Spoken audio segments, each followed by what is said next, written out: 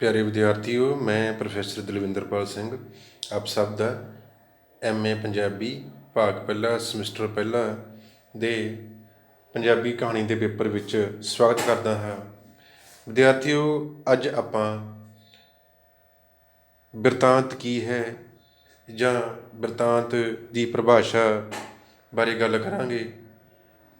ਕਿਉਂਕਿ ਵਿਦਿਆਰਥੀਓ, ਕਹਾਣੀ ਇੱਕ ਬਿਰਤਾਂਤਕ ਰੂਪ ਹੈ ਅਤੇ ਕਹਾਣੀ ਬਾਰੇ ਪੜ੍ਹਨ ਤੋਂ ਪਹਿਲਾਂ, ਸਮਝਣ ਤੋਂ ਪਹਿਲਾਂ ਅਸੀਂ ਬਿਰਤਾਂਤ ਬਾਰੇ ਗੱਲ ਕਰਾਂਗੇ ਵੀ ਬਿਰਤਾਂਤ ਹੁੰਦਾ ਕੀ ਹੈ ਅਤੇ ਬਿਰਤਾਂਤ ਆਪਣੀ ਕਿਸ ਸੰਰਚਨਾ ਨਾਲ ਰੂਪ ਧਾਰਦਾ ਹੈ।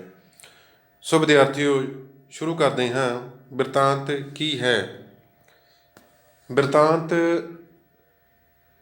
ਸਾਹਿਤ ਦੀ ਇੱਕ ਵਿਧਾ ਹੈ। ਬਿਰਤਾਂਤ ਸਾਹਿਤ ਰੂਪ ਯਥਾਰਥ ਨੂੰ ਬਹੁਪਸਾਰੀ ਵਿਸਥਾਰ ਰੂਪ ਵਿੱਚ ਪ੍ਰਗਟ ਕਰਨ ਵਾਲੀ ਵਿਧਾ ਹੈ। ਭਾਵ ਬਹੁਪਸਾਰੀ ਭਾਵ ਵਿਸਥਾਰ, ਕਈ ਪੱਖਾਂ ਨਾਲ ਸਾਹਿਤ ਨੂੰ ਕਈ ਪੱਖਾਂ ਤੋਂ ਪੇਸ਼ ਕਰਨ ਵਾਲਾ ਇੱਕ ਸਾਧਨ ਹੈ, ਇੱਕ ਵਿਧਾ ਹੈ। ਇਸ ਦੇ ਇਤਿਹਾਸ ਦੇ ਵੱਖ-ਵੱਖ ਪੜਾਵਾਂ 'ਤੇ ਵੱਖ-ਵੱਖ ਰੂਪ ਪ੍ਰਚਲਿਤ ਰਹੇ ਹਨ।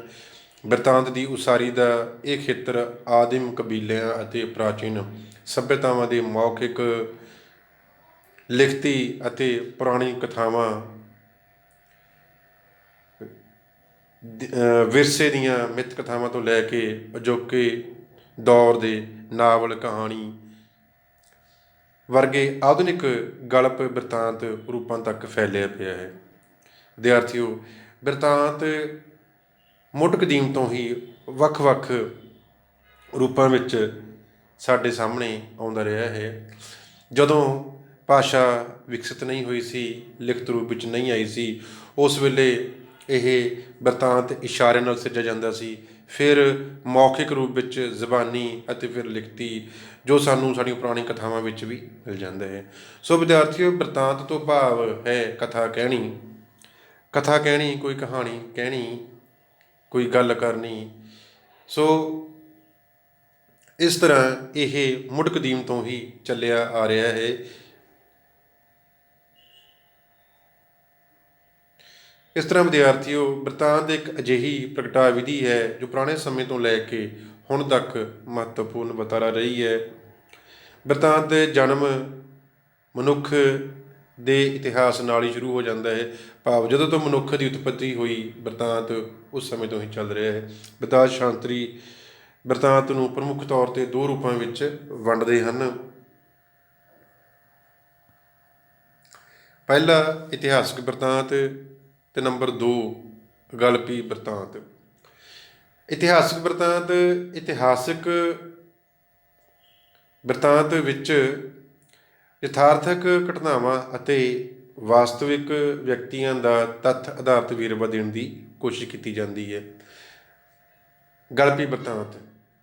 ਵਿਦਿਆਰਥੀਓ, ਆਪਾਂ ਗਲਪੀ ਬਿਰਤਾਂਤ ਬਾਰੇ ਗੱਲ ਕਰਨ ਤੋਂ ਪਹਿਲਾਂ ਗਲਪ ਦੇ ਅਰਥ ਸਮਝੀਏ। ਗਲਪ ਵਿੱਚ ਇੱਕ ਝੂਠ ਦਾ ਰਲਾ ਆ ਜਾਂਦਾ।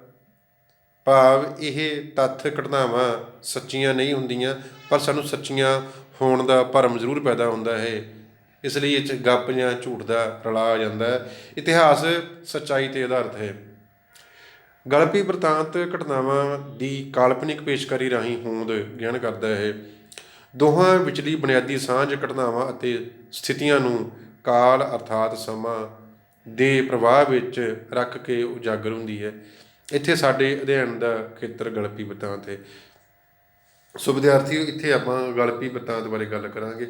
ਕਿਉਂਕਿ ਕਹਾਣੀ ਇੱਕ ਗਲਪ ਰੂਪ ਹੈ, ਇਸ ਲਈ ਇੱਥੇ ਅਸੀਂ ਗਲਪੀ ਬਿਰਤਾਂਤ ਦੀ ਗੱਲ ਕਰਾਂਗੇ। ਗਲਪੀ ਬਿਰਤਾਂਤ ਨੂੰ ਜੇਕਰ ਇਤਿਹਾਸਕ ਪਰਿਪੇਖ ਵਿੱਚ ਵੇਖਿਆ ਜਾਵੇ ਤਾਂ ਇਹ ਕਵਿਤਾ, ਵਾਰਤਕ ਦੋਹਾਂ ਰੂਪਾਂ ਵਿੱਚ ਪੇਸ਼ ਹੁੰਦਾ ਰਿਹਾ ਹੈ। ਵਿਦਿਆਰਥੀਓ, ਵਾਰਸ ਦੀ ਹੀਰ ਵੀ ਇੱਕ ਬਿਰਤਾਂਤ ਹੈ ਜੋ ਕਵਿਤਾ ਰੂਪ ਵਿੱਚ ਪੇਸ਼ ਸੀ। ਜਿਸ ਤਰ੍ਹਾਂ ਹੁਣ ਆਧੁਨਿਕ ਸਮੇਂ ਵਿੱਚ ਕਹਾਣੀ ਲਿਖੀ ਜਾਂਦੀ ਹੈ, ਨਾਵਲ ਲਿਖਿਆ ਜਾਂਦਾ ਹੈ, ਵੀ ਬਿਰਤਾਂਤ ਦੇ ਰੂਪ ਨੇ। ਜਿਸ ਤਰ੍ਹਾਂ ਪੰਜਾਬੀ ਸਾਹਿਤ ਮੱਧਕਾਲੀਨ ਪਰੰਪਰਾ ਵਿੱਚ ਬਹੁਤੀਆਂ ਬਿਰਤਾਂਤਕ ਕਿਰਤਾਂ ਦੀ ਸਿਰਜਣਾ ਕਾਵਿਕ ਵਿਧੀ ਰਾਹੀਂ ਹੋਈ। ਬਿਰਤਾਂਤ, ਵਾਰਤਕ, ਮਿੱਥ ਕਥਾਵਾਂ, ਸਾਖੀਆਂ, ਲੋਕ ਕਥਾਵਾਂ ਵਿੱਚ ਵੀ ਬਿਰਤਾਂਤਕ ਰਚਨਾਵਾਂ ਮਿਲਦੀਆਂ ਹਨ। ਪਰੰਤੂ ਆਧੁਨਿਕ ਸਾਹਿਤਕ ਪਰੰਪਰਾ ਦੇ ਵਿੱਚ ਬਿਰਤਾਂਤ ਸਿਰਜਣਾ ਵਧੇਰੇ ਵਾਰਤਕ ਵੱਲ ਝੁਕ ਗਈ ਹੈ। ਵਾਰਤਕ ਭਾਵ ਜਿਸ ਤਰ੍ਹਾਂ ਕਹਾਣੀ ਜਾਂ ਨਾਵਲ। ਇਸ ਝੁਕਾਅ ਦੇ ਸਿੱਟੇ ਵਜੋਂ ਸਾਹਿਤ ਸਿਰਜਣਾ ਲਈ ਵਿਭਿੰਨ ਨਵੇਂ ਰੂਪਾਕਾਰ ਸਾਹਮਣੇ ਆਏ ਹਨ, ਜਿਵੇਂ ਨਾਵਲ, ਨਾਟਕ, ਨਿੱਕੀ ਕਹਾਣੀ, ਸਵੈ ਜੀਵਨੀ, ਸੰਸਮਨ ਭਾਵ ਯਾਦਾਂ, ਰੇਖਾ ਚਿੱਤਰ ਆਦਿ।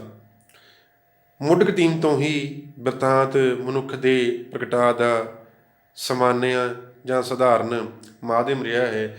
ਜਦੋਂ ਅਸੀਂ ਆਧੁਨਿਕ ਸਾਹਿਤ ਰੂਪਾਕਾਰ ਦੇ ਸੰਦਰਭ ਵਿੱਚ ਇਸ ਦੀ ਗੱਲ ਕਰਦੇ ਹਾਂ ਤਾਂ ਉਹਨਾਂ ਤੱਤਾਂ ਸੰਬੰਧੀ ਗੱਲ ਕਰਨੀ ਜ਼ਰੂਰੀ ਬਣਦੀ ਹੈ ਜਿਨ੍ਹਾਂ ਦੇ ਮੇਲ ਤੋਂ ਇਹ ਭਾਵ ਬਿਰਤਾਂਤ ਰੂਪ ਧਾਰਦਾ ਹੈ।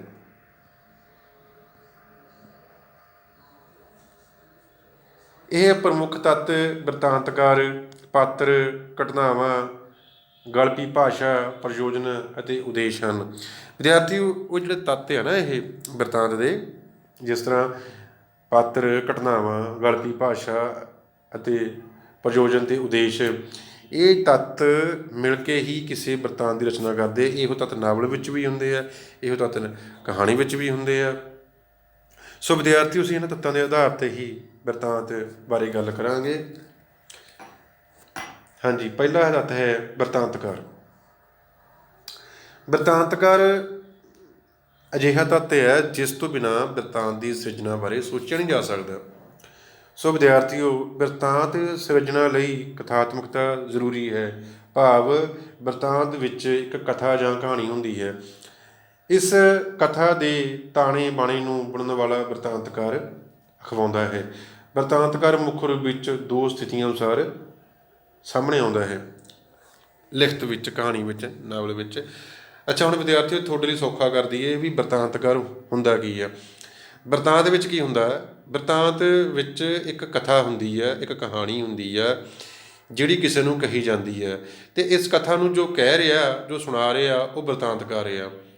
ਮੰਨ ਲਓ ਤੁਹਾਨੂੰ ਮੈਂ ਕਿਸੇ ਘਟਨਾ ਬਾਰੇ ਦੱਸ ਰਿਹਾ ਤਾਂ ਮੈਂ ਬਿਰਤਾਂਤਕਾਰ ਹਾਂ, ਅਤੇ ਤੁਸੀਂ ਸੁਣ ਰਹੇ ਹੋ, ਤੁਸੀਂ ਸੁਣਨ ਵਾਲੇ ਸਰੋਤਾ ਹੋ ਗਏ, ਜਾਂ ਪੜ੍ਹ ਰਹੇ ਹੋ ਤਾਂ ਪਾਠਕ ਹੋ ਗਏ। ਇਸ ਲਈ ਜੋ ਕਹਾਣੀ ਜਾਂ ਕਥਾ ਕਹਿ ਰਿਹਾ ਉਹ ਬਿਰਤਾਂਤਕਾਰ ਹੁੰਦਾ। ਇਹਦੇ ਦੋ ਰੂਪ ਹੁੰਦੇ ਆ, ਸਰਬ ਗਿਆਤਾ ਜਾਂ ਅੰਨ੍ਹੇ ਪੁਰਖੀ ਬਿਰਤਾਂਤਕਾਰ, ਅਤੇ ਦੂਜਾ ਚਰਿੱਤਰ ਰੂਪੀ ਮੈਂ ਪਾਤਰ ਜਾਂ ਉੱਤਮ ਪੁਰਖੀ ਬਿਰਤਾਂਤਕਾਰ। ਸਰਬ ਗਿਆਤਾ ਬਿਰਤਾਂਤਕਾਰ ਜਾਂ ਅੰਨ੍ਹੇ ਪੁਰਖੀ ਬਿਰਤਾਂਤਕਾਰ।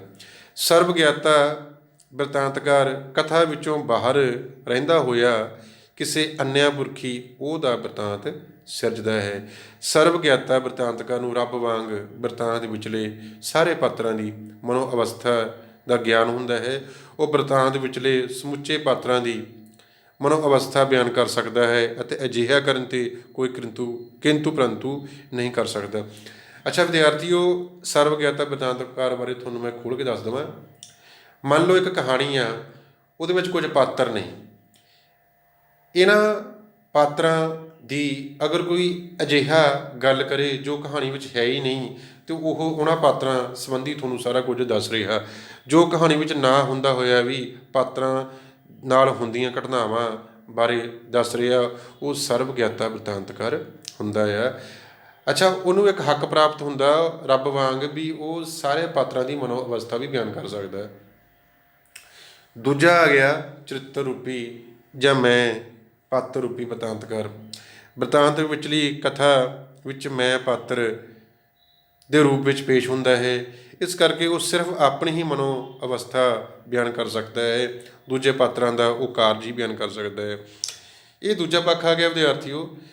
ਕਿਸੇ ਕਹਾਣੀ ਵਿੱਚ, ਕਿਸੇ ਰਚਨਾ ਵਿੱਚ, ਲਿਖਤ ਵਿੱਚ, ਨਾਵਲ ਕਹਾਣੀ ਵਿੱਚ ਜਦੋਂ ਉਹ ਪਾਤਰ ਕਹਾਣੀ ਵਿੱਚ ਹੁੰਦਾ ਹੋਇਆ ਵੀ ਕਹਾਣੀ ਬਿਆਨ ਕਰੇ, ਭਾਵ ਮੈਂ ਰੂਪ 'ਚ ਆਉਂਦਾ, ਉਹ ਪਾਤਰਾਂ ਵਿੱਚ ਵਿਚਰ ਰਿਹਾ, ਕਹਾਣੀ ਵਿੱਚ ਉਹਦੀ ਇੱਕ ਥਾਂ ਮੌਜੂਦ ਹੈ, ਅਤੇ ਉਹ ਪਾਤਰਾਂ ਬਾਰੇ ਗੱਲ ਵੀ ਕਰ ਰਿਹਾ ਅਤੇ ਸਾਨੂੰ ਕਹਾਣੀ ਵੀ ਸੁਣਾ ਰਿਹਾ ਆਪਣੇ ਆਪ ਨੂੰ ਵਿੱਚ ਹੀ ਰੱਖ ਕੇ। ਸੋ ਅਜਿਹੇ ਪਾਤਰ ਨੂੰ ਸਿਰਫ ਆਪਣੀ ਮਨੋ ਅਵਸਥਾ ਹੀ ਦੱਸਣ ਦਾ ਹੱਕ ਹੁੰਦਾ ਹੈ, ਦੂਸਰਿਆਂ ਬਾਰੇ ਸਿਰਫ ਉਹ ਉਹਨਾਂ ਦੀਆਂ ਸਰੀਰਕ ਘਟਨਾਵਾਂ ਜਾਂ ਉਹਨਾਂ ਦੇ ਹਾਵ ਭਾਵ ਹੀ ਬਿਆਨ ਕਰ ਸਕਦਾ ਹੈ।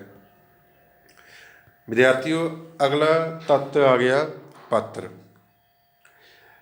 ਪਾਤਰ ਬਿਰਤਾਂਤ ਵਿੱਚ ਬੜੇ ਹੀ ਜ਼ਰੂਰੀ ਹਨ। ਬਿਨਾਂ ਪਾਤਰਾਂ ਤੋਂ ਕੋਈ ਵੀ ਬਿਰਤਾਂਤ ਆਪਾਂ ਰੂਪ ਧਾਰ ਨਹੀਂ ਸਕਦਾ।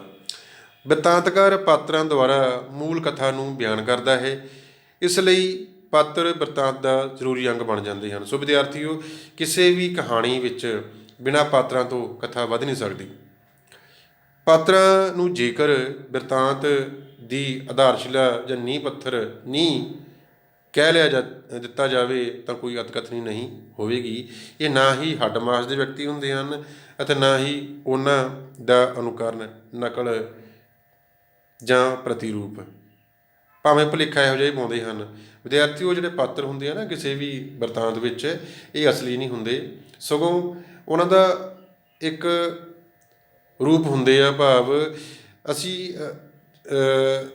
ਲੇਖਕ, ਕਹਾਣੀਕਾਰ, ਉਹ ਇੱਕ ਪ੍ਰੇਰਨਾ ਲੈਂਦਾ ਸਮਾਜ ਤੋਂ ਅਤੇ ਉਹ ਪ੍ਰੇਰਨਾ ਲੈ ਕੇ ਉਹੋ ਜਿਹੇ ਪਾਤਰ ਸਿਰਜਦਾ ਆ।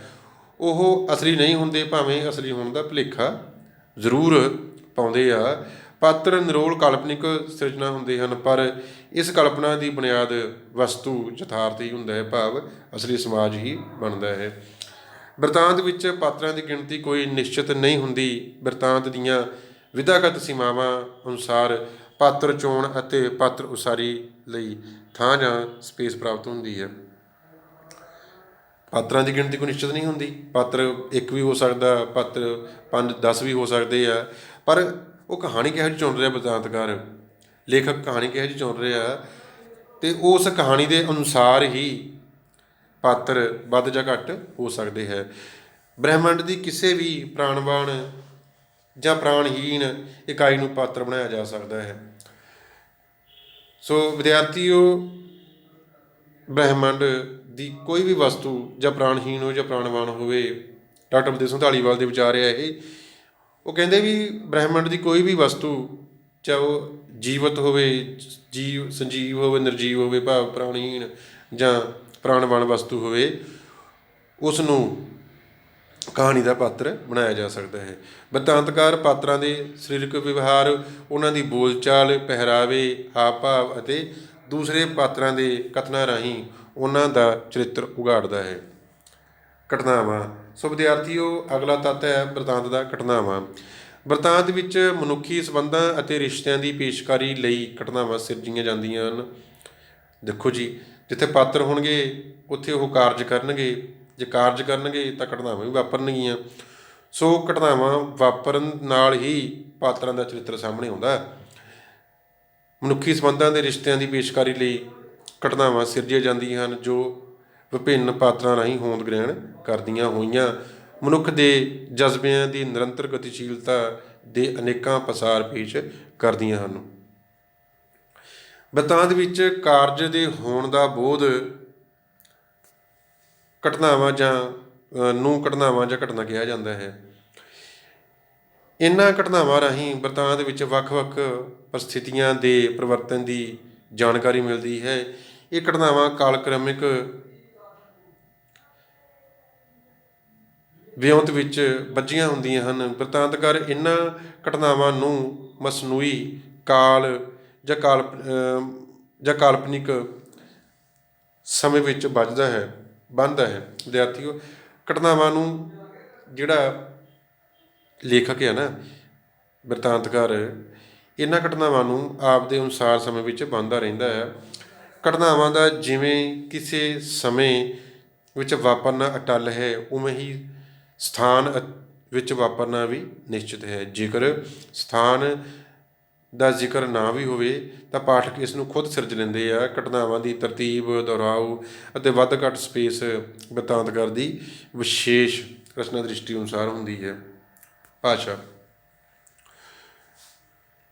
ਵਿਦਿਆਰਥੀਓ, ਬਿਰਤਾਂਤ ਆਦਿ ਤੋਂ ਅੰਤ ਤੱਕ ਭਾਸ਼ਾ ਰਾਹੀਂ ਰੂਪ ਅਖਤਿਆਰ ਕਰਦਾ ਹੈ। ਦਰਅਸਲ ਗੱਲ ਇਹ ਹੈ ਕਿ ਭਾਸ਼ਾ ਮਾਨਵੀ ਸਮਾਜ ਦਾ ਇੱਕ ਅਜਿਹਾ ਪਹਿਲਾ ਜਾਂ ਪ੍ਰਥਮ ਪ੍ਰਬੰਧ ਹੈ ਜੋ ਮਨੁੱਖ ਦੀਆਂ ਸਾਰੀਆਂ ਪ੍ਰਾਪਤੀਆਂ ਵਿੱਚ ਹਰ ਸਮੇਂ ਹਾਜ਼ਰ ਰਹਿੰਦੀ ਹੈ। ਕਿਹਾ ਜਾਂਦਾ ਹੈ ਕਿ ਮਾਨਵੀ ਸਮਾਜ ਦੇ ਸੱਭਿਆਚਾਰ ਦਾ ਪਛਾਣ ਚਿੰਨ੍ਹ ਪ੍ਰਤੀਕ ਸਿਰਜਣਾ ਹੈ। ਇਹ ਧਾਰਨਾ ਮੰਨ ਲੈਣ ਨਾਲ ਭਾਸ਼ਾ ਦੇ ਸੰਬੰਧ ਵਿੱਚ ਇਹ ਗੱਲ ਕਹਿਣੀ ਬਣਦੀ ਹੈ ਕਿ ਸਭ ਤੋਂ ਵਧੇਰੇ ਬੁਨਿਆਦੀ ਮਹੱਤਵ ਵਾਲਾ ਪ੍ਰਤੀਕ ਪ੍ਰਬੰਧ ਭਾਸ਼ਾ ਹੀ ਹੈ। ਭਾਸ਼ਾ ਇਹ ਪ੍ਰਤੀਕਾਂ ਦੁਆਰਾ ਹੀ ਬਿਰਤਾਂਤ ਰੂਪ ਗ੍ਰਹਿਣ ਕਰਦਾ ਹੈ ਅਤੇ ਅਰਥ ਸਿਰਜਣ ਦੇ ਯੋਗ ਹੁੰਦਾ ਹੈ।